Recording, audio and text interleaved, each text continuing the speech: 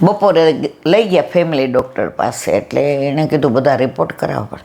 એટલે ઓલો કે સાહેબ કેમ રિપોર્ટ? એ કે લોહીની ઉલટી થવાના ઘણા કારણો હોય, એટલે આપણે કારણ શોધીએ ને તો દવા થાય. હવે કારણમાં તો આવી ગયું કે બહુ તમાકુ ખાતા હતા તો ઉલટી અંદરની નહોતી, લોહી બધું અહીંથી નીકળ્યું હતું, કેન્સર હતું મોઢાનું. હવે એ ભાઈને તો કહેવાય ને, પણ આ બેન હતા ને એ ભણેલા ગણેલા હતા. ભાઈ ભણેલા નહોતા બહુ, પણ પહેલાં આવું બધું જોવાતું નહોતું.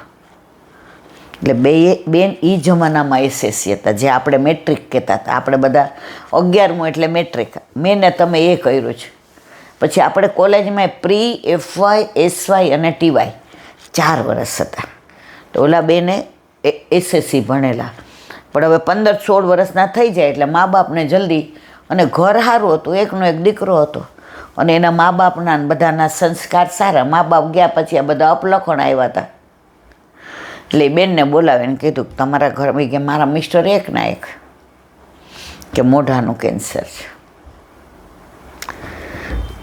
ઘરે આવી એટલે જઈમાં પછી નોને કે હવે રિપોર્ટ લઈ આવી. એ કે હાલો આપણે દીવાનખાનામાં બેસીએ. પહેલાં દીવાનખાનું કહેતા હતા, આપણે જે અત્યારે સિટિંગ રૂમ કહીએ એ પહેલાં દીવાનખાનું. અને પૈસો એવો હતો કે દીવાનખાના જેવું. બેઠા. એ કે જુઓ, પ્રભુ આપણું અહિત નહીં કરે. ઓલાને લોહીની ઉલટી થઈ એટલે અડધો ઢીલો થઈ ગયો હતો.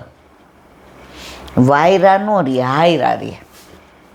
અને આને સેવામાં જે પજવતો હતો, ચા બનાવી દે, કાંઈક ગરમ નાસ્તો લાવ, થોડીક વાર બેસ મારી પાસે, જો મારા ભાઈબંધ આવ્યા છે, કાંઈક બનાવી દે ગરમ. ઓલી કે હા. ઓલી કીધું સાંભળો, કેન્સર છે પણ એવું નથી જે ન મટે. એટલે હવે આપણે એવી દવા કરવી પડશે, ઇન્જેક્શન લેવા પડશે. અને મારી ઈચ્છા એવી છે કે સેકન્ડ ઓપિનિયન માટે મારું પિયર મુંબઈ છે, અને મારા ભાઈના ફ્રેન્ડ મોટા ડૉક્ટર છે, તો આપણે બતાવી આવીએ. દક્ષા, મને કેન્સર છે? કેન્સર છે નહીં, પણ શરૂઆત થાય તો આપણે દવા ઓલી સમજી ગઈ કે જો આને ક્યાંક એટેકનું આવી જાય. અત્યાર સુધી રૂવા પૈસો એટલો, જ્યાં હાથ નાખે ત્યાં પૈસા ડબલ જ થાય. એકદમ ઢીલો થઈ ગયો. પછી સાંજે કીધું કે ભાઈ હવે આપણે તો પહેલાં તો ક્યાં આવું ફોન હતા કે કાંઈ હતું. 2 જણાએ બોમ્બે જવાનું નક્કી કર્યું. એટલે એના મમ્મીને ત્યાંય ઠાકોરજી હતા, આંઠૈયામને સિવાય. ઠાકોરજી પધરાવીને ગયા. ઓચિંતાના આવ્યા, વાત કરી કે આવું. એને ભાઈ કે કાંઈ વાંધો નહીં, તો હમણાં અહીંયા રહેતો. પેલા ભાઈ બહેનના પ્રેમી એવા હતા. અત્યારે કોઈનું કોઈ નથી. મા બાપના દીકરા જ ન હોય તો બીજા કોનું હોય. 50-60 વર્ષ પહેલાં આટલા વૃદ્ધાશ્રમ હતા. આવા કોર્ટમાં કેસ હતા કે દીકરાએ મારું બધું લઈ લીધું છે. અહીંયા રે પછી બતાવ્યું, ફરી રિપોર્ટ કરાવ્યા. એ કે મહિનો મોડા આવ્યા હોત તો દવા નહોતી. હવે 3 મહિના અહીંયા જ રહ્યું, અને બધી દવાને વ્યવસ્થિત. એટલે આણે એમ કીધું ડૉક્ટરને કે અમે ઘરે જઈએ અમારા દવા. એનું ભાઈ કે કેમ તાર ઘરે જવું છે? હજી અહીંયા આ જે રૂમ છે ને, અમે એ જ કહીએ છીએ દક્કુનો રૂમ. હજી રૂમમાં મારી દીકરી સૂવે છે ને, તો અમે એવું નથી કહેતા એનો રૂમ છે. અમે કહી દક્કુભાઈનો રૂમમાંથી લઈ આવ, દક્કુભાઈના રૂમમાં પડ્યું છે. હજી તારો બેન એટલો જ હક છે. 3 મહિના થયા સેવા ને સ્મરણને આ ભાઈ સમજી ગયા. પછી ડૉક્ટરે 3 મહિના પછી કીધું કોઈ જાતની તમાકુ કે કશું જ મોઢામાં, અને 1 વર્ષ સુધી ગરમ કાંઈ ખાવાનું નહીં, ઠંડુ કરીને ચાય ઠંડી કરીને ખાવાનું બધુંય, પણ ગરમ ગરમ નહીં. પછી ઘરે ગયા ત્યારે રાત્રે એણે કીધું, દક્ષા, મેં તને કેટલી પજવી લગ્ન પછી, તું કેટલું ભણેલી હતી. એટલે હું ઇન્ફારિટી ફીલ કરતો હતો કે હું ભણેલો નહીં, તારા જેટલો દેખાવડો નહીં, તારી હોશિયારી કેવી, છોકરીઓને પરણાવી, આજે સગાવાલામાં તારું નામ, બધાના વાત વ્યવહાર, મને બહુ જ એવું થતું હતું કે હું આના કરતાં નબળો છું. એટલે મેં તને હેરાન કરવામાં બાકી નથી રાખી. આજથી ને તું કે એમ. એ કે ના, એવું ન હોય, તમારો કાંઈ એવો ઈરાદો ન હોય, એ તો યુવાની હોય એટલે બધાને એવું હોય. એમ કે દક્ષા આજથી નહીં કે સેવામાં હું આવીશ, અને બુહારીને મંદિર વસ્ત્ર તો હું જ કરીશ. મને બચાવવાવાળો ઠાકોરજી છે. એ જમાનામાં કેન્સર એટલે કેન્સલ. અમે નાના હતા ને, મારી બા તો કોઈ દી કેન્સર બોલતી જ નહીં, કેન્સલ જ બોલે. એ કે બેબી ફલાણા બેનને કેન્સલ થયું છે. મને હસોય આવતું હતું, પણ હું એને એટલે ન કહું. એને એવું થતું હતું કેન્સલ એમ. અને પછી જે પટ્ટે ધરતા હતા, 8 યામની સેવા, વરસમાં 10 ઉત્સવ એને ત્યાં એવા હોય કે બધા વૈષ્ણવો આવે ને પ્રસાદ લેવડાવે ને રાસ થાય ને મોટું ફળિયું ને બળિયું. દક્ષા કહે, જો મેં એમની આરે જીભા જોડી કરીને ઝઘડા કર્યા હોત તો મારા પ્રભુને ક્લેશ ન ગમે. જ્યારે એના ભાઈબંધો આવે, બધા નાપ ગરમ ભજીયા બનાવી દે, પાપડ તળી દે, ઓલીને દેવું પડે ને અડે. એ જમાનામાં અપરસનું બહુ. ઓલી બિચારી 10 વાર નાય અને 10 વાર કપડાં બદલાવે. મારા પ્રભુને શ્રમ પડે, બહુ હેરાન કરે. હવે તો બધું જુઓ, જેને વિઠ્ઠલ નાથ વિચારે રે એને પ્રગટ પદાર્થ ચારે રે. તો જો તમને તમારા માથે બિરાજતા તમારા ઠાકોરજીમાં શ્રદ્ધા છે તો પ્રભુ એ શ્રદ્ધાને આજે નહીં, કાલે નહીં, ક્યારેય ડગવા દેતો નથી. વિચારવાનું તમારે જ. એક નાની વાત, એક સંત મહાત્મા દરિયા કિનારે બેઠા હતા અને સાથે એનો સેવક હતો. એટલે સેવક કે હું તરતા શીખો છું, એ કે પણ મને બીક લાગે છે. એટલે ગુરુ એને સમજાવતા હતા. એ કે આમાં થિયરિકલી ન ચાલે, આમાં પ્રેક્ટિકલ જ જોઈએ. એ કે ડૉક્ટરને ડૉક્ટર બનવું હોય ને તો થિયરિકલી ના ચાલે, એણે ઓલું બધું કરવું જ પડે. મારું નામ નથી દેવું તોય ડૉક્ટર બને. તને આવડે છે, એકવાર પડ ને. ઓલો જાય પાછો આવે. એ કે ભરતીમાં બીક લાગે છે, ખેંચી જાય તો. વળી ઓટ આવી. એ કે હવે તો જા. એ કે ઓટમાં અંદર ડૂબી જાવ તો. જેને નથી કરવું એને બાના.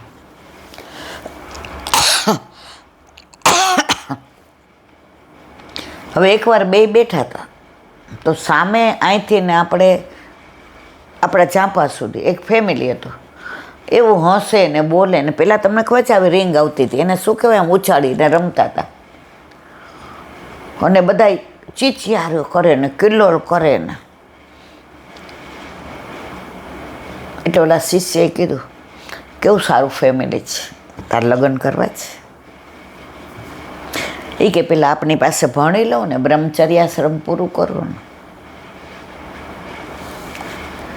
ગુરુ સમજી ગયા કે આનું ચિત્ત હવે ભણવામાં નથી, આનું ચિત્ત હવે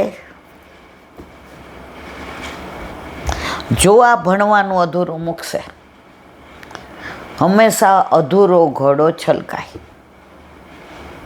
કાં પૂરું જ્ઞાન સારું, કાં પૂરું અજ્ઞાન સારું, અધકચરું જ્ઞાન નહીં સારું. એટલે ગુરુદેવ એની માનસિક પેલી જાણી ગયા. ત્યાં 10-15 મિનિટ થઈ તો એ ચારેય જણા જોર જોરથી ઝઘડવા માંડ્યા. અને એવા જોર જોરથી અવાજ આવે એટલે શિષ્ય કે આ શું થયું? ગુરુદેવ કે આટલા નજીક છે તો બરાડ પાડવાની કેમ જરૂર? શિષ્ય કે પૂછ્યું કે આપણે કોઈના ઝઘડામાં જવાય? ચાલ આપણે દૂર બેસીએ. એ કે ના, મને અહીંથી મોજા ને આ બધું સરસ દેખાય છે. એને રસ આમાં હતો શેમાં? ઓલા ગૃહસ્થના પહેલાંની અંદર.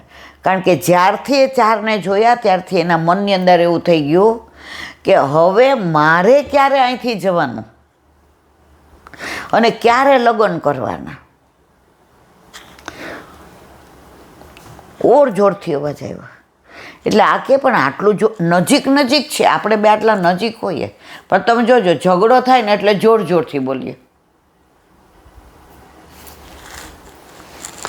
જોર જોરથી બોલવા માંડ્યા.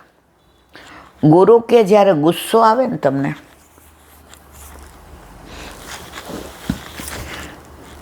ત્યારે તમે તમારા સ્વરૂપને ભૂલી જાઓ. બધા દુષ્ટ પેલા વિચારો ક્યાંથી આવે છે? ગુસ્સામાંથી ને. અને પછી તો મારામારી ઉપર આવી ગયા. કોણ? ઓલો ભાઈ હતો, એણે બેનને લાફો માર્યો, છોકરાઓના કાન પકડી લીધા. એટલે આણે એવું કીધું ઝઘડા છોકરાઓ માટે છે અને બેને ઉપરાણું થાય એને. એ કે પણ તું હું કામ આની આટલી બધી પંચાયત કરે? આમ જો ને હામું. એ કે જો તને એક વાત કરું. એ કે સંત હતા, નદી કિનારે બેઠા હતા, તો બગલો હતો ને આમ જોતો હતો, અને માછલું બિચારું આમ જાવા ગયું. તો ઓલો તો બગલો સંતની જેમ બેઠો હતો. જેવો માછલા, તો ઓલા સંતને એમ થયું હમણાં માછલાને ખાઈ જશે, એટલે એણે બગલાને પથરો માર્યો એટલે ઉડી ગયો. અને એ ગયા સ્વર્ગમાં, નર્કમાં. કે મારા તમારે આટલો વખત નર્કમાં, કે મેં તો કાંઈ કર્યું જ નથી, જન્મો ત્યાં લગ્ન નથી કર્યા, દુનિયા નથી જોઈ, મધુ કરી કરીને જીવો છું મેં તો. એ કે ભગવાન નામ જ લીધું છે, અને મારી સાથે કેમ આવું? એ કે તમે બગલાને માર્યો તો પથરો? એ કે હા.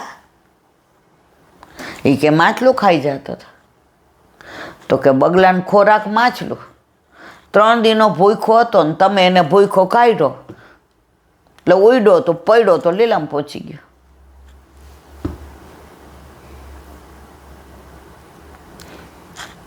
એ કે જો આ સંત, હવે એ લીલામાં ગયા ને ત્યારે એના શિષ્યને કીધું કે કોઈ દી બગલાને ઉડાડવા નહીં હો, નહીંતર આવું થશે. હવે એના શિષ્યો ત્યાં જ પાછો બેઠો હતો, અને બગલો આવ્યો, માછલાને જોયો કે ગુરુદેવ ના પાડી ન ઉડાડાય. હવે બગલાનું પેટ ભરેલું હતું, પણ માછલાને એને ચૂંથવું હતું, હેરાન કરવું હતું, એટલે ઘડી ઘડી ચાંચ મારે તો આ ઉડાડે ને. તો એ ગયો, તેને કીધું હાલો અહીંયા ભોગવી લ્યો, પછી સ્વર્ગમાં. એ કે ગુરુદેવે ના પાડી બગલો નહીં ઉડાડવાનો. એ કે ત્યારે બગલાની 3 દિનો ભૂખો હતો અને એણે ઉડાડ્યો હતો. આ રમત કરતો હતો તોય ન ઉડાડ્યો. એટલે સમય સંજોગ પ્રમાણે માણસે વર્તવું જોઈએ. એટલે ઓલો શિષ્યનું ધ્યાન ક્યાં હતું? છેવટે રેવાયું નહીં. એટલે ત્યાં ગયો, શાંતિ રાખો, તું તાર કામ કર. ગુરુદેવ કે બરાબર. ત્યાં ઓલા બેન કે આનો તો સ્વભાવ જ આવો, તમે આને ઓળખતા જ નથી, આ માણસ જ આવો છે. એટલે ઝઘડો એનામાંથી ને કોના માથે આવ્યો? શિષ્ય માટે. એટલે ઓલા ભાઈ એના ગુરુદેવ પાસે આવ્યા, આને આવું ભણાવો જ. ગુરુદેવે કહ્યું, ભાઈ હું એને બોલાવી લઉં છું, એને અહીં મોકલી દો. બૂમ પાડી, અહીં આવ. બોલો આવ્યો. એટલે જે ભાઈ હતા ને એને એમ થયું ગુરુદેવને મેં આવું જેમ તેમ બોલ્યો કે તમે આવા શિષ્ય રાખો છો ને આવું આમ તેમને, છતાંય ગુરુદેવ બોલ્યા ને હું એને બોલાવી લઉં છું. ભાઈ આવ્યો. એ કે અમારા ઘરમાં રામ રાજ્ય છે, પણ મારો ગુસ્સો એટલો બધો છે, ક્યારે વાતમાંથી વતેસર થઈ જાય એ ખબર નથી પડતી. ગુરુદેવ મને કાંઈક એવી દવા આપો ને કે મારું ઘર રામ રાજ્યવાળું જ રહે, ગોકુળ જેવું જ રહે. ગુરુદેવ ત્યાં બેઠા હતા, નાના નાના પથરા હતા, રેતી હતી. નાનો એક પથ્થરો લઈ જળમાં ધોઈ પોતાના પહેલાંથી લૂછીને આપ્યો. જ્યારે ગુસ્સો આવે ને આ પથ્થરો મોઢામાં મૂકી દેવાનો, એટલે બોલાશે ને.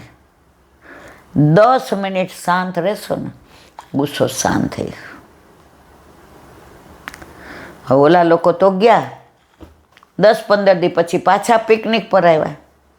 હવે ગુરુદેવ તો આને ઓલું નાતા તરતા આવડતું હતું પણ અંદર નહોતું જવું. એટલે ગુરુદેવ રોજ આવે, રોજ નાનો નાનો પ્રસંગ કહે એને અને રોજ રાહ જુએ.